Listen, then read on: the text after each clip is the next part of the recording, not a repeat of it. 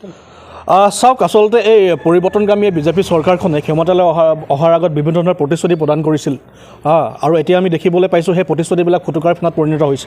আমি দেখিবলৈ পাইছোঁ যে অসম আৰু অৰুণাচলৰ যিটো সংযোগী পথ চাংলাং পথটো দীৰ্ঘদিন ধৰি ইয়াৰ স্থানীয় ৰাইজে ইয়াৰ দল সংগঠনে সংবাদ মাধ্যমসকলে বাতৰি পৰিৱেশন কৰি অহাৰ পাছতো এই চৰকাৰখনৰ দৃষ্টি আকৰ্ষণ কৰিবলৈ চেষ্টা কৰি অহাৰ পাছতো আজি তাৰিখলৈকে কিন্তু এই পথটো কিন্তু কোনো ধৰণৰ মেৰামতি বা কোনো ধৰণৰ নিৰ্মাণৰ কাম কিন্তু হাতত নল'লে। আমি দেখিবলৈ পাইছোঁ যে আমাৰ সন্মানীয় বিধায়ক মাৰ্ঘেৰিটা সমষ্টিৰ সন্মানীয় বিধায়ক ভাস্কৰ শৰ্মা ডাঙৰীয়াই এছেম্বলিৰ সময়তো তেওঁ মৌন হৈ থাকে, মাৰ্ঘেৰিটা সমষ্টিত আহিও তেওঁ মৌন হৈ থাকে। উন্নয়নৰ নামত একমাত্ৰ অকল তেওঁ কথাৰ ফুলজাৰিৰ বাহিৰে অন্য একো আমি দেখিবলৈ পোৱা নাই।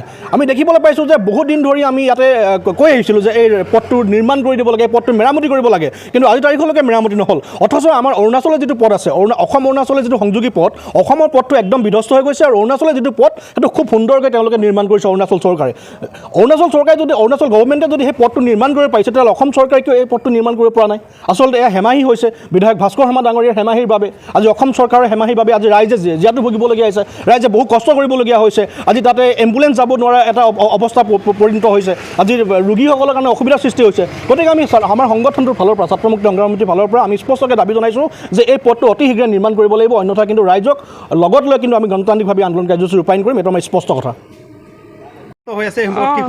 ৰাস্তাটোতো বহুতেই বেয়া হৈ আছে, চবে দেখি আছে, গোটেই মাৰ্ঘেৰিটাই দেখি আছে। এইটো কাৰণে কিবা এটা মানে উপায় কৰিলে হয়, বহুত অসুবিধা হৈ আছে আমাৰ।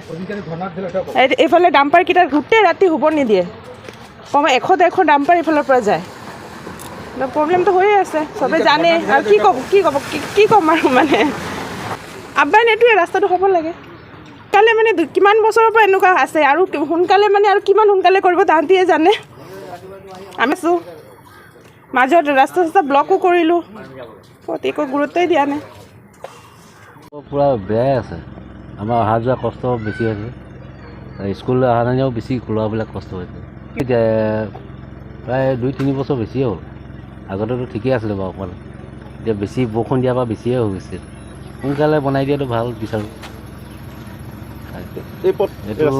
এইটোতো চাংলাঙৰ ৰোড হয়, মাৰ্ঘেৰিটা চাংলাং তিনিআলি ওলাব এতিয়া। তাৰপৰাতো ভালে আছে, ইডোখৰ চাংলাঙৰ বিবিস্থানলৈকেতো গেটৰ ৰেট বেয়া আছে। অৰুণাচল